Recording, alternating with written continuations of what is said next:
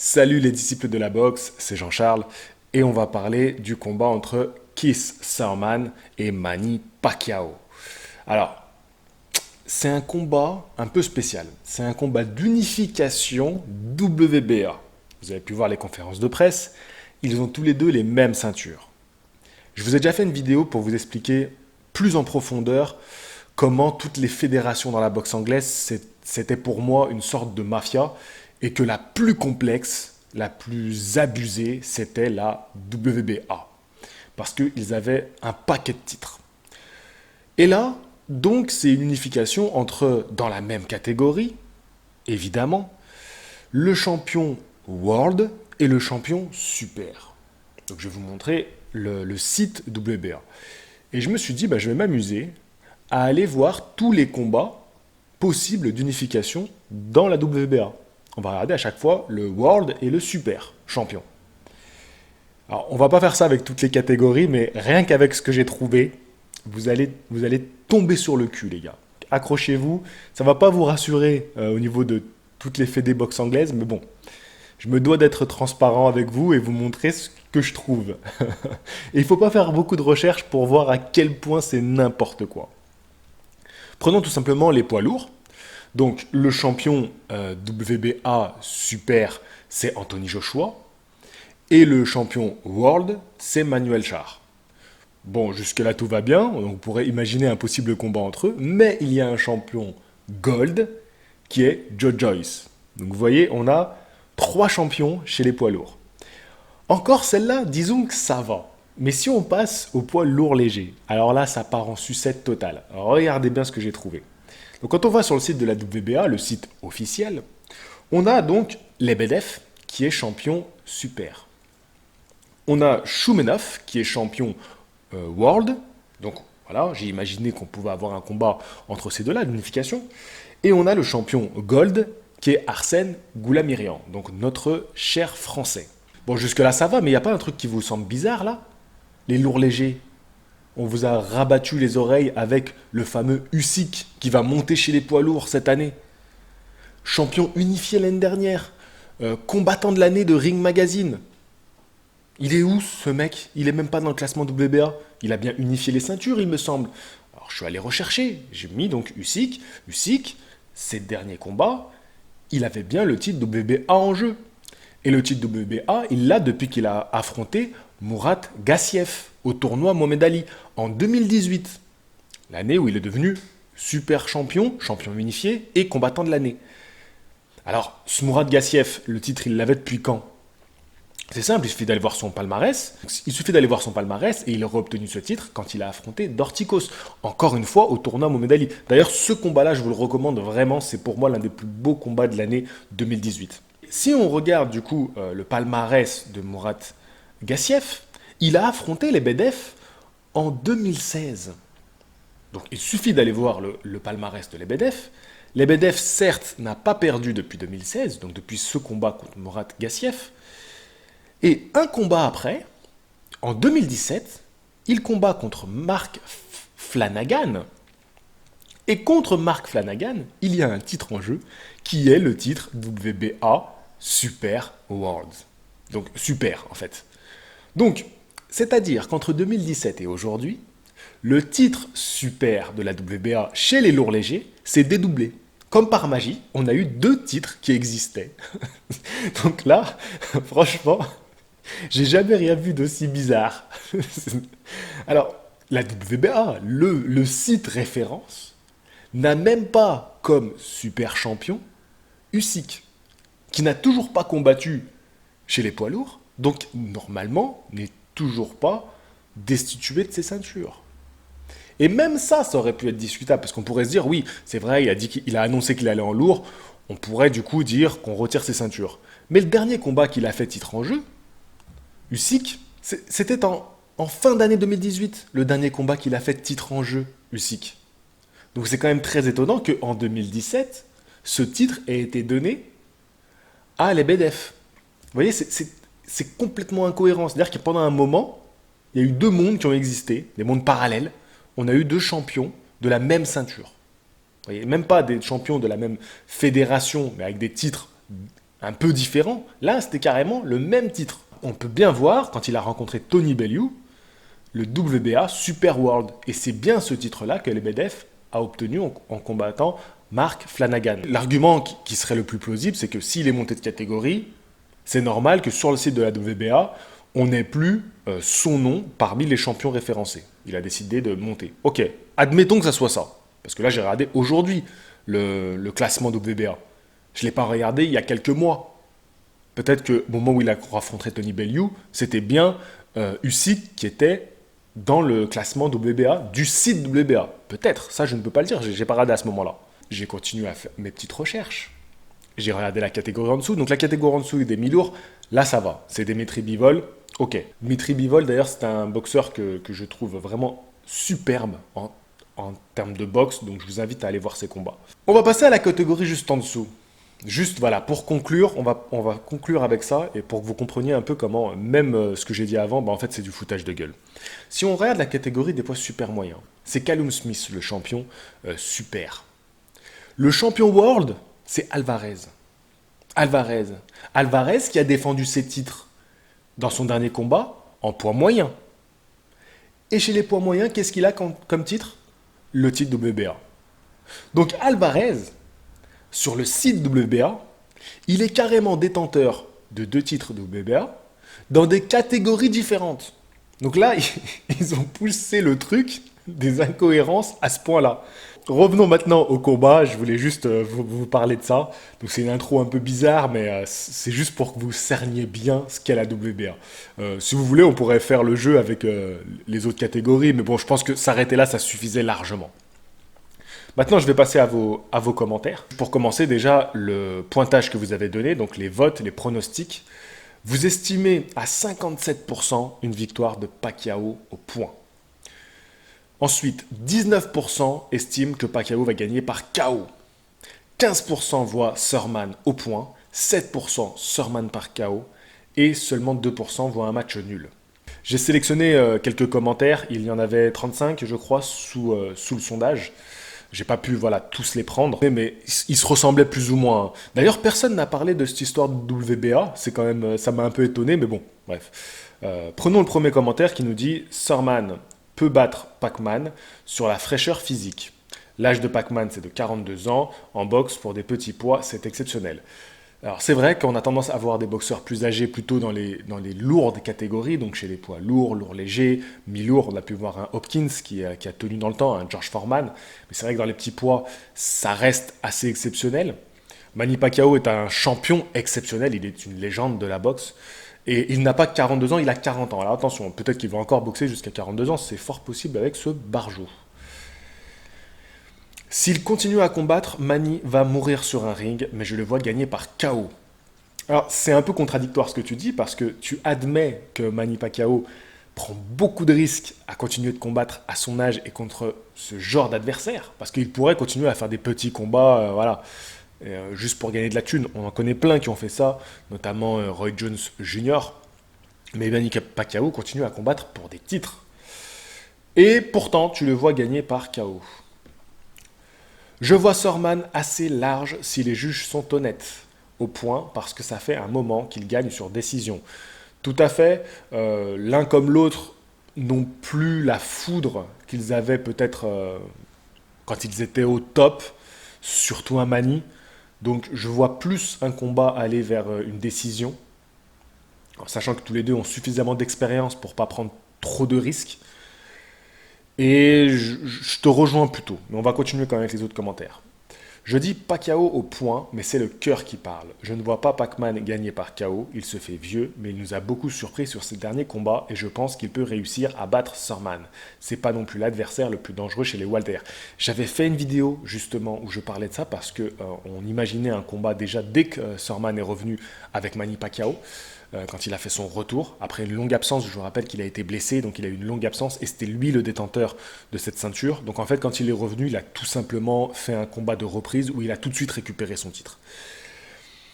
Alors, comme toi, je pense que ça va être difficile d'avoir un Manny KO, même qui met un KO, mais j'ai du mal à le voir gagner au point. Après, je sais pas. Et oui, c'est tous les deux, c'est le combat, ouais, c'est ça que je voulais dire, c'est le combat le plus équilibré qu'on pourrait avoir dans cette catégorie-là, parce que c'est une catégorie qui est hardcore. C'est peut-être la catégorie la plus riche aujourd'hui, où on peut avoir les plus beaux fights. Et c'est le combat le plus équilibré. Et je pense que pour moi, Sorman, c'est parfait qu'ils prennent Manny maintenant pour après prendre un autre champion. Mais on en reparlera un peu plus tard. Pacquiao est fini pour moi et dans le regard de Sorman, je vois l'envie de bouffer Manny. KO de Sorman au 10e round. Alors voilà, toi tu t'es mouillé. Tu commentes régulièrement Samir d'ailleurs. Et oui, c'est vrai que Sorman, il a l'air déter. Je pense qu'il sait l'enjeu qu'il y a derrière ce combat-là. Il sait qu'il ne faut pas qu'il se loupe. Et il a bien vu un Bronner qui a peut-être pris ce combat-là un peu à la légère et qui a fini battu. Pacquiao n'est plus à son prime depuis un petit moment, mais ça reste un combat intéressant. Pacquiao by unanimous decision. 5 à 6 ans plus tôt, Pacquiao l'aurait dézingué. C'est vrai, je suis allé vérifier, 5 à 6 ans plus tôt, il était bien dans la catégorie des Walter, donc ça fait quand même un moment que Manny il stagne dans cette catégorie-là. Euh, pour moi, ça reste quand même la catégorie où Manny a le moins brillé. Euh, voilà, il était tellement exceptionnel dans les catégories inférieures. Moi, il a fait des. Je parlais justement des oppositions dans la boxe et quelqu'un dans les commentaires m'a donné justement la génération Manny où il a fait des guerres sur le ring, donc début des années 2000. Et enfin voilà, bref, on va pas revenir là-dessus. Mais je pense que oui, c'est vrai, quand même, le Pacquiao d'il y a 5 6 ans, euh, c'était autre chose. C'était autre chose. Mais je vois pas quand même Pacquiao gagner à la décision. J'ai du mal à y croire. Si Pacquiao et Sorman combattent au niveau de leur dernier combat, Pacquiao le mettra KO, car Pacquiao vs Bronner a été super bon et Sorman un peu décevant. Alors, je suis un peu plus mitigé que toi, mais je te rejoins exactement dans ce que tu dis. Je pense que Pacquiao a montré plus de choses, plus de belles choses que à quoi on pouvait s'attendre, vu son âge, vu son voilà, vu tout son palmarès. Je pense que contre Bronner, il a montré un très beau visage. Bon, attention, c'était Bronner en face. Et Bronner, le problème de ce mec-là, c'est que il ne s'est jamais pris au sérieux. Et c'est ça qui est triste avec ce mec-là. Il a vraiment gâché son potentiel. Et là, c'était l'occasion pour lui. Franchement, Bronner, il a eu deux magnifiques chances ces dernières années qu'il a complètement jeté à la poubelle. Et ça, il le doit qu'à lui-même. Mais en tout cas, Pacquiao, nickel. Impressionnant. Et il a dit, je me sens en super forme. Et c'est peut-être vrai ça. Sorman, c'est un combat de reprise. Il fallait qu'il retrouve les sensations du ring. Et comme je vous ai dit dans la vidéo, si le mec, quand il le touche au deuxième round, je crois, et qu'il le laisse au tapis, on n'en parle pas de la même manière aujourd'hui, hein. Tout le monde serait en train de dire oh, Sorman, il va dézinguer Pacquiao. Mais le mec s'est relevé et il lui a donné des difficultés. Il faut quand même reconnaître à son adversaire qu'il a été brave. Sorman, pour moi, il est en train de faire les bonnes étapes. Combat de reprise, reprend sa ceinture. Pacquiao qui est le plus accessible parce qu'il est vieillissant et ensuite un gros champion. Et je pense qu'à chaque fois, il va être un peu meilleur. Et je pense que là, contre Pacquiao, il va être prêt pour Pacquiao. Sorman au point, il a un panache ce mec. Voilà, moi je suis tout à fait d'accord avec toi. C'est ce que j'aimais énormément chez Sorman à l'époque. Ce panache dans sa boxe. Même à un moment, c'était mon boxeur chouchou. Pacquiao, c'est mon gars sûr, mais objectivement, je pense que Sorman va l'emporter au point. Il dit qu'il va envoyer Pacquiao à la retraite comme Pacquiao l'avait fait pour De La Hoya, propos utopique de sa part, en tout cas j'espère. Alors c'est vrai qu'il a très très bien joué un peu le trash talking, un peu, hein, franchement ça restait très gentil, il y a des abonnés qui m'ont envoyé ça en disant ouais t'as vu, il manque de respect et tout, mais parce qu'en fait, le contraste, c'est avec Manny. Manny, il est jamais rentré dans ce jeu-là, il est toujours souriant, il est toujours cool. Des fois, il lâche des petits pics, notamment toujours et encore à Floyd Mayweather. Il est en train de dire ouais, Floyd, il a peur, c'est pour ça qu'il revient pas. Moi, je combats des vrais champions. Il a raison, mais si Manny il dit ça, c'est pour l'argent, hein. C'est juste qu'il veut un gros chèque. L'enjeu sportif contre Floyd, je vous l'ai dit 1000 fois, il n'y a plus d'enjeu sportif parce qu'il n'y en avait déjà pas quand ils se sont rencontrés. Le jour où leur combat est arrivé, il n'y avait plus d'enjeu sportif. C'était tout simplement un enjeu financier. Et le combat a été très décevant. Donc ne vous imaginez pas que Pacquiao, il espère un challenge contre Mayweather. Les challenges qu'il est en train de faire sportivement, c'est ça. C'est ces combats-là, c'est contre Sorman. Ça, c'est un challenge sportif. S'il veut Floyd, c'est que pour l'oseille. Voilà, que ça soit clair en fait ça. Il faut pas que nous, les fans de boxe, on se mente. Il n'y aura plus de beaux combats avec ces boxeurs-là. Bref, en tout cas, ce qu'il dit par rapport, donc il envoie un petit pic en disant ce que tu as fait à De La Hoya, c'est vrai, ce qu'il a fait à De La Hoya, c'était exceptionnel. Il a dégoûté De La Hoya de la boxe, hein. Franchement, le combat, c'est une des pires leçons. D'ailleurs, je voulais faire les 5 leçons de boxe, et pour moi, ça fait partie des 5 leçons que je mettrai dans mon top 5. Il faut que je m'y attelle d'ailleurs à ça. Mais voilà, pour moi, c'est une des pires leçons.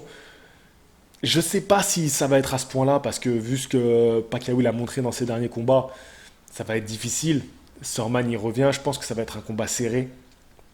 Pacquiao, c'est pas un mec que tu bats facilement. C'est pas un mec que tu bats facilement. Qui pourrait se vanter de donner une leçon à Pacquiao? Franchement, faut le faire. C'est un grand, grand, grand guerrier, hein. Et Pacquiao est une légende que ne sera jamais Sorman. Il faut le dire. Même si Sorman, là, il bat Pacquiao, il ne sera jamais la légende qui a été Manny. Donc voilà, ça aussi, faut pas qu'on se fasse d'illusions. Franchement, souvent je vote surtout pour qui je suis, mais là je pense vraiment que Pacquiao va encore surprendre tout le monde et mettre Sorman KO. Rien qu'à voir comment il est revenu en force et rapidement après sa défaite contre Jeff Horn, il a l'air de plus en plus en forme alors qu'il a 40 ans, mais en tout cas je crois en lui. Ce serait magnifique. J'ai du mal à le croire, mais ce serait magnifique. La boxe de Pacquiao est à l'ancienne. Cette boxe est tellement physique qu'elle reste avec l'âge. On l'a vu avec Bernard Hopkins, où sa boxe a monté plus de la quarantaine. Quoi qu'il en soit, Kiss a l'avantage de la foudre, je pense que tu voulais dire, de l'âge. Mais avec sa boxe simple, j'ai bien peur que techniquement Pacquiao reste au-dessus. La meilleure façon possible de Kiss de gagner, à mon avis, serait de lâcher sa boxe, aller à la guerre pour arracher un KO à la Marquez ou bien de reculer comme Mayweather l'a pu faire, mais Kiss n'est pas Mayweather. Alors, euh, ouais, je suis assez d'accord avec toi. Je serais un peu mitigé par rapport à ce que tu as dit sur Bernard Hopkins. Bernard Hopkins, c'était des catégories où il a pu briller parce que l'opposition n'était pas extraordinaire. C'était pas des super champions qu'il a eu en face. Et quand il a eu Kovalev, on a vu que là, il s'est brisé en mille morceaux. Même s'il fait un très beau combat, il m'a épaté, Bernard Hopkins. Alors que c'était l'un des boxeurs que j'aime le moins. Mais il m'a épaté dans ce combat-là. Et il a gagné mon respect à ce moment-là. Mais en tout cas, Manny, là, il est dans la catégorie la plus relevée, comme je vous l'ai dit en début de vidéo. Donc, c'est pas du tout la même chose. C'est complètement incomparable. Donc, c'est beaucoup plus dangereux pour Manny et l'exploit serait beaucoup plus grand s'il le fait. Il faut vraiment le dire, hein, s'il fait ça, s'il devient là champion, donc vrai champion de cette catégorie, c'est extraordinaire, hein. Et il rentre encore plus dans la légende. Pour moi, là, si Pacquiao domine cette catégorie-là, franchement, quel boxeur serait au-dessus de lui? Quel boxeur serait au-dessus de lui? J'ai du mal, hein. Franchement, j'ai du mal à en trouver un. Si vous regardez les palmarès, la lourdeur des adversaires, les oppositions, les guerres, j'ai du mal, hein. J'ai du mal à trouver mieux. Et tu dis qu'il faudrait peut-être qu'il lâche sa boxe et qu'il aille à la bagarre. Eh ben, regarde le combat qu'il a fait contre Porter. Tu peux voir qu'au début, il fait sa boxe et que comme Porter, c'est un vrai rouleau compresseur et qu'il lâche rien, il est obligé d'aller à la bagarre et il n'a pas été mauvais à ce jeu-là, hein. Même si moi, j'ai pas aimé le combat parce que ça fait des combats un peu sales. Tu vois, moi, j'aime pas ces combats-là, ça fait brouillon. Mais à la bagarre, il a gardé la tête froide et il y est allé. Mais est-ce que Sorman, il a ce niveau de ces années-là? Est-ce qu'il aura retrouvé ce physique-là? Alors, Go Boxing News, à qui je fais un petit coucou. Le cœur me dirait de voter pour Pac-Man, car c'est un boxeur qui a bercé mon adolescence jusqu'à aujourd'hui. Les guerres qu'il a fait, c'est un truc de malade. On ne peut que kiffer ce gars, mais la raison m'a poussé à voter pour Sorman avant la limite. Je pense un arrêt de l'arbitre dans les 3 derniers rounds après une véritable guerre. Euh, ouais, je te rejoins un peu, hein, franchement. Je pense que quand on connaît un peu les deux boxeurs, quand on les a suivis depuis longtemps, la peur qu'on a, c'est que la fin soit dramatique pour Pacquiao. Et moi, ça fait déjà quelques combats que j'ai cette peur-là. Et je sais pas, j'ai un mauvais pressentiment sur la fin de carrière de Pacquiao et j'espère me tromper.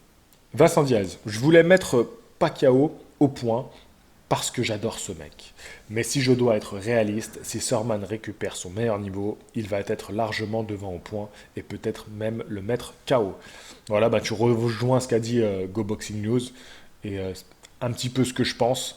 On va finir avec Chômeur, le mouton français, un fidèle de la chaîne, qui nous dit Mani devrait prendre sa retraite, c'est dangereux, ça me fait peur. Comment et quand doit s'arrêter le guerrier? Si un jour je fais une vidéo sur Mani, je voulais l'appeler Mani Pacquiao, le guerrier qui va mourir sur le ring. Et c'était le titre que je voulais donner à cette vidéo. C'est pour moi le plus grand guerrier de la boxe. Un guerrier, ça finit à la guerre. Et une fin à la guerre, c'est une fin tragique. Je pense que Mani, il ne peut pas s'arrêter autrement que comme ça. Et que tant qu'il aura ne serait-ce qu'un peu la capacité de challenger les plus grands champions, il le fera, quitte à ce qu'il finisse contre un Spence Junior ou un Terence Crawford et que ça finisse très très mal. Voilà. En tout cas, Mani nous aura toujours fait rêver et il nous fait encore rêver aujourd'hui. Voilà, on voit les nouvelles générations qui sont là en train de le supporter, de le suivre, de l'aimer. Et peut-être que générations-là, cette génération-là, n'a même pas vu le Mani des tout premiers championnats du monde où il a fait des guerres incroyables. Donc c'est assez fou comment il arrive, malgré le temps, à rester comme ça, une étoile et un champion brillant. Voilà. Mon prono, Sarman au point. J'espère qu'il n'y aura pas trop de casse ni d'un côté ni de l'autre parce que j'aime beaucoup les deux boxeurs. Voilà, et ben je vous dis à la prochaine. Fighting!